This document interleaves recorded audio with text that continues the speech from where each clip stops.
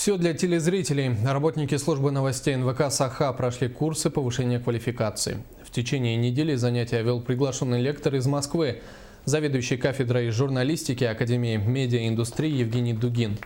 Автор более 150 трудов по проблемам социологии, теории и практики электронных и печатных СМИ.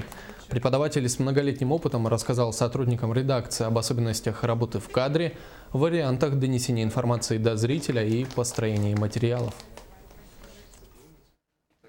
В журналистике успехи приходят, только кажется, что они долго приходят. Они по-настоящему приходят очень быстро. Потому что вот такое самообучение журналиста, если он очень хочет этого, оно происходит, может быть, быстрее, чем предлагает профессор обучить.